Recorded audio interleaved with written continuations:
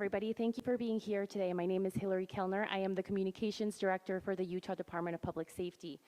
This evening, we have FBI Director Patel, FBI Deputy Director Dan Bongino, Special Agent in Charge Robert Bowles, Governor Spencer Cox, Lieutenant Governor Deidre Henderson, and Commissioner Anderson, as well as Commissioner Bo Mason, as well as some local partners here present with us today.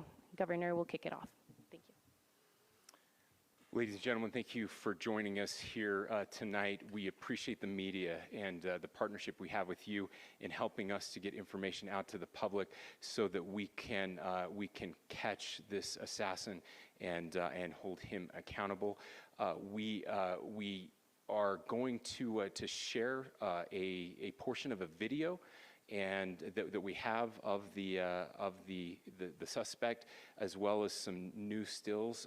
Those have already been released, but we want to make sure that they get as much attention as possible so that we can get help from the public in tracking down this evil human being. So we're going to cue up the video right now. Show that. I've asked Commissioner Bo Mason if he would narrate to you what is happening in this video. Thank you, Governor. Bo Mason, Commissioner for the Utah Department of Public Safety. If you look up to the top left, you'll see the building where the shooter was proned out in the top left corner. We'll go ahead and play that video and I'll narrate as we walk through that. So here you see the suspect ran behind that upper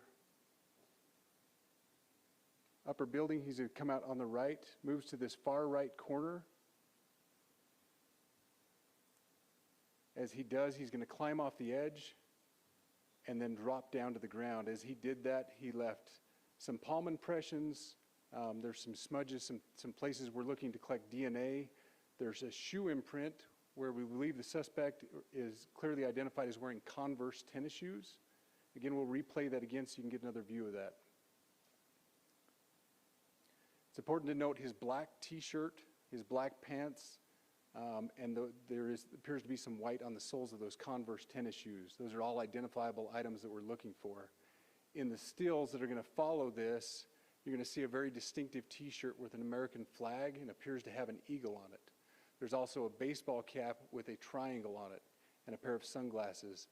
All distinctive, all things that we would ask the public to look for and try to identify if they know someone who has those items, who has been seen wearing those items. We're looking for all that information.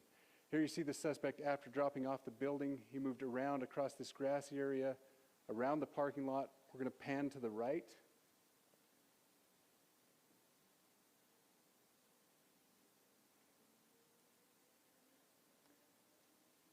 After he crosses the street, this is where he moves over into the wooded area. This is the video evidence that we utilize to track his movements and to locate that firearm in that wooded area following the discovery of this evidence. Good. You want to go to the stills? So here's the still photographs I mentioned. These have been enhanced, so these are slightly different than what we introduced earlier. Please pay close attention to the t-shirt. Like I said, very distinctive with that American flag and that eagle. The hat with the triangle and the sunglasses. If you'll go to the next picture, please. The backpack as well. All identifying features that we're hoping the public can help us identify and lead us to this suspect. Next picture.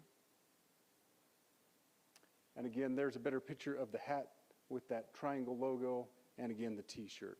Blue jeans, and you get a good look at those Converse tennis shoes as well. We have pushed these out. We'll continue to push these out, and we just ask for the public's cooperation through the public. The tips that have been coming in are what are giving us our next leads and enabling us to continue to further this investigation. We've had great cooperation from the public, and we're continuing to ask for that as we move forward. Thank you, and I'll turn the time back over to Governor Cox. Thank you so much, Commissioner Mason. I want to thank Director Patel and his team. It's great to have them on the ground with us tonight. We've had several briefings, and he's had an opportunity to walk the crime scene. We appreciate our local law enforcement here. Again, we have Mike Smith, who is the county sheriff here. We have all of our local chiefs of police that are here as well, all working hand in hand with the state and with the FBI as we move forward with this investigation. Now, I'll just give you a little warning. We will not be taking any questions at this time. We're giving you the latest information we have, being as transparent with everything that we have. But I do want to share a couple things that I think are important. We cannot do our job without the public's help right now. The public has answered our call for action. So far, we've received more than 7,000 leads and tips. I would just note that the FBI hasn't received this many digital media tips from the public since the Boston Marathon bombing.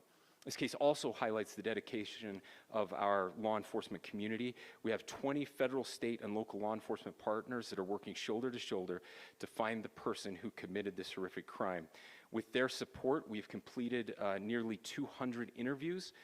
As you're aware, as has already been reported, the FBI is offering a $100,000 reward for information leading to the identification and arrest of the person responsible for the murder of Charlie Kirk.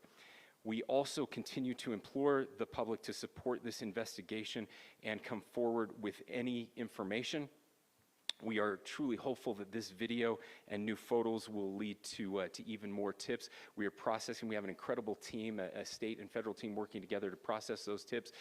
We are going out in tandem to interview any potential person of interest or suspects. But we need, again, we need as much help as we can possibly get.